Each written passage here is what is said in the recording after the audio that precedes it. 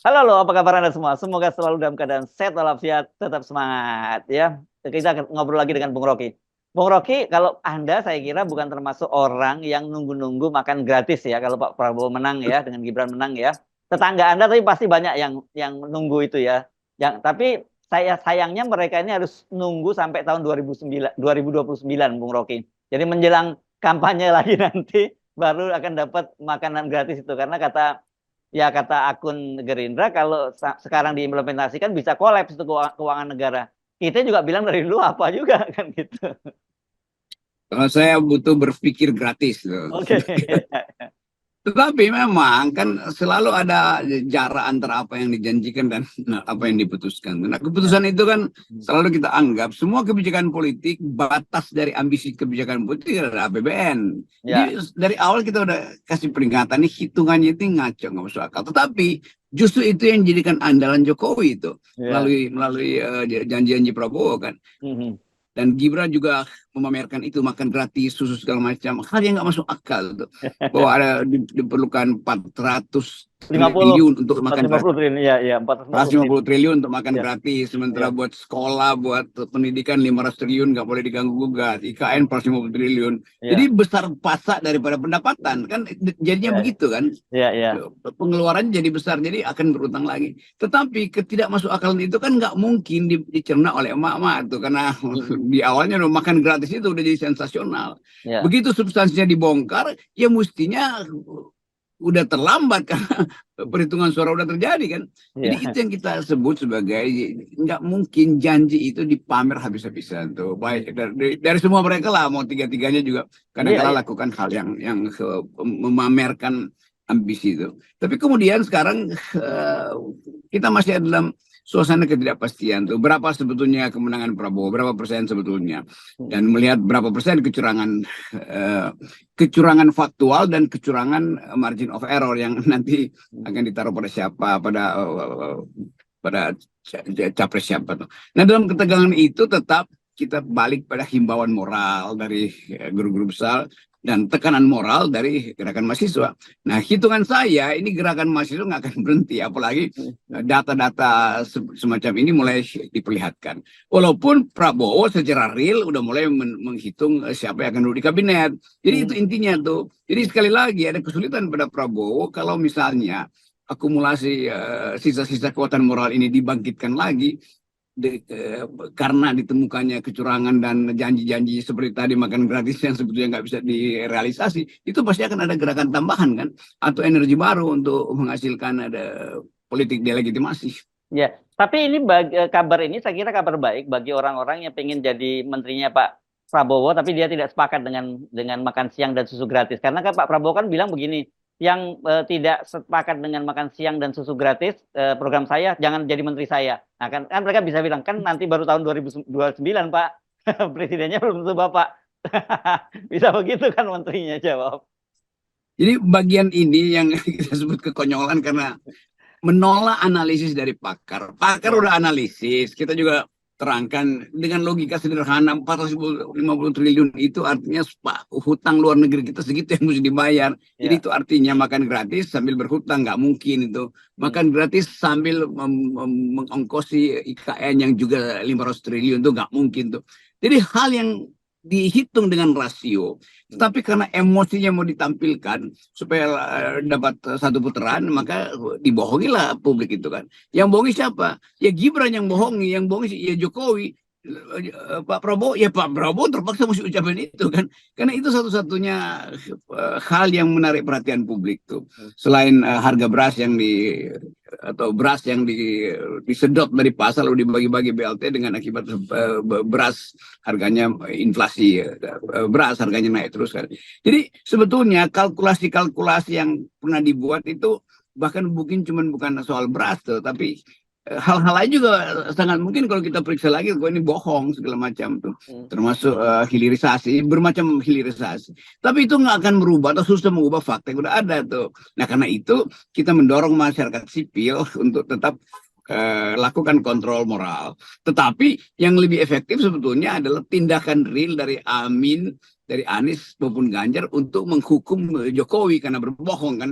Cara menghukumnya ya dimaksulkan kan, nggak, kalau nggak ya sampai 2029 kebohongan ini jalan terus. Ya, ya. Tetapi begini ya, Bung Rocky, yang kita lebih khawatir ya.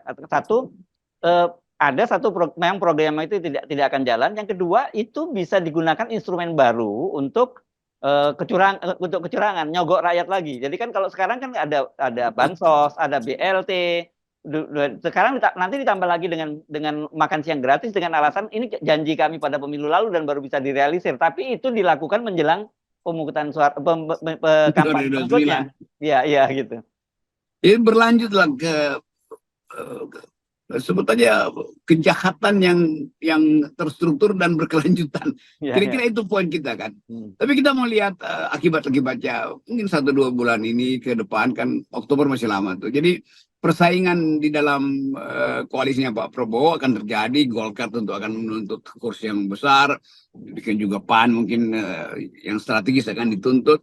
Tetapi dalam waktu yang bersamaan tuh gerakan-gerakan untuk mencoba untuk melucuti kekuasaan itu akan berlanjut terus kan. Jadi bayangkan misalnya PDIP akan muncul sebagai oposisi. Oke, tapi PDIP harusnya melakukan oposisi dengan tuntutan yang maksimal, yaitu maksulkan tadi kan. Kan itu intinya tuh. Kalau PDIP masih berupaya untuk negosiasi dengan janji portofolio tertentu, itu artinya PDIP merupakan bagian yang membenarkan kelucuan-kelucuan dan kejahatan-kejahatan politik di era pemilu ini kan. Jadi tetap kita tunggu poin dari PDIP, dia mau beroposisi. Apa oposisinya tuh? Dasarnya itu, dasar dari oposisi adalah value, bukan hal-hal yang secara pragmatis bisa itu tertambah. Nah, balik lagi pada soal tadi, soal janji-janji itu kan, tetap orang akhirnya tahu, walaupun nggak bisa lagi dikoreksi karena udah terjadi hitung quick count, tetapi ini akan jadi alasan untuk memperkuat pemaksulan sebetulnya tuh. Karena berjanji palsu dan membahayakan negara karena seluruh rakyat ditipu dengan konsep-konsep atau janji-janji yang diucapkan, susu lah, makan gratis lah. Kan PDIP mesti mulai mengumpulkan data itu sebagai penipuan. Penipuan terhadap apa? Penipuan terhadap rakyat untuk memperoleh informasi yang tidak terdistorsi.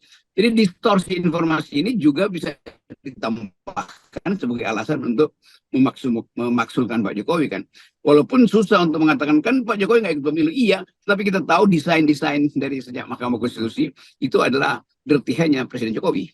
Ya, ya. Nah, berkaitan juga itu dengan Pak Jokowi, saya kira kita perlu lanjutkan juga dengan soal kelangkaan beras ya dan harganya yang sangat tinggi, Bung Rocky ya. Kemudian Pak Erlangga Hartarto memutuskan untuk mengimpor lagi 1,6 juta ton. Itu artinya akan ada rente ekonomi lagi di situ. Tapi Pak Jokowi juga menyebutkan bahwa ini harga tinggi ini bukan karena bansos, kata dia. Ini karena memang gagal panen dan sebagainya. Tapi orang tahu bahwa kemarin-kemarin itu kan harga beras Bulog itu kan ditempeli stikernya Pak Jokowi kan. Ya ini rente, ini rent seeking ekonomi, ini ekonomi cari rente ini selalu dipergunakan. Justru ketika isu kemiskinan, isu hak dasar pemenuhan publik itu tersingkirkan sementara oleh isu quick count. Jadi orang menganggap bahwa ya udah memang masuk akal kalau impor lagi karena berasnya dipakai habis untuk bansos. Tetapi sebetulnya justru karena bansos maka bansos sendiri udah semacam penipuan. Hasil dari penipuan itu menyebabkan harga beras naik. Demi menutupi kebutuhan konsumsi kelas menengah, maka diimpor. Dan di dalam setiap kilogram impor itu ada rent seeking, ada rentenya di situ kan. Jadi betul-betul algoritmanya ada algoritma kejahatan. Nah ini sebetulnya yang sering kali kita katakan, kalau DPR-nya punya otak atau PDIP punya otak dan punya akal itu, dia udah impeach presiden. Karena kebijakan Jokowi import beras itu bukan untuk rakyat, tapi untuk menutupi mungkin utang-utang dia pada oligarki yang sudah nyetor duluan demi BLT beras itu kan. Jadi berasnya naik, inflasinya naik bukan karena konsumsi kita yang meningkat, tetapi atau gagal panen, tetapi karena perencanaan politik tahun pemilu itu membutuhkan beras sebagai faktor menambah kemenangan. Jadi BLT ini kan harus kita anggap sebagai cara yang paling mudah untuk menipu rakyat. Ya, iya, iya. Nah, ini yang saya kira jadi jadi persoalan kalau Anda bolak-balik membayangkan PDIP untuk masuk ke kabinet yang Bung Rocky, saya kok agak ragu ya. Kenapa? Karena bagaimanapun sekarang hasilnya PDIP itu tertinggi ya, perolehan suaranya begitu ya. Dan mau dikasih berapa dia masuk di kabinet. Dan kalau dia diberi terlalu sedikit buat PDIP nggak menarik, kalau di terlalu banyak pasti partai-partai koalisi yang lain akan teriak-teriak. Prabowo-nya sih oke-oke aja, buat dia kan yang penting semua ditarik ke pemerintahan seperti Jokowi gitu. Kan mestinya PDIP itu tunda dulu lah segala macam soal nuntut atau tidak nuntut kabinet. Dia mesti pastikan bahwa Jokowi sudah menghina PDIP karena pengakuan dari Andi Wijayanto, apalagi terbukti memang bahwa Jawa Tengah itu kandang banteng itu berubah menjadi kolam cebong kan. Jadi mestinya bagian etis ini dulu dibersihkan oleh Megawati. Tetapi itu juga kelihatannya akan sulit karena Megawati sudah berpikir dia tetap punya portofolio di kabinet, maka bisa bertambah program. Atau program itu artinya kursi menteri di situ kan. Kan di kepala Megawati cuma soal kursi menteri, bukan pengkhianatan Jokowi lagi terhadap konstitusi dan terhadap partainya tuh. Ya, iya, iya. Nah ini, jadi saya kira sudah seperti kita bayangkan juga, siapapun memang ya kalkulasinya memang seperti itu, yang akan menangkan Pilpres kali ini memang menghadapi situasi yang sangat sulit lah situasinya, dan janji-janji kampanye seperti apa itu tidak akan terpenuhi kalau kita melihat berkaitan dengan anggaran yang tersedia. Iya, tetap anggaran itu adalah batas dari ambisi politik dan itu yang akan menentukan kabinet ke depan itu selain antagonisme di antara mereka itu adalah soal ketersediaan dana APBN dan itu akan sangat sulit. Jadi kita akan masuk pada kesulitan baru, yaitu tempat kita memperhatikan bagaimana kehidupan demokrasi kita akhirnya dibatalkan juga oleh kenyataan bahwa di dalam kabinet tidak terjadi konsolidasi itu. Yes, oke. Baik, terima kasih Bung Rocky. Ya, Oke, kita menolkan kecurangan ya. Sip. Ya.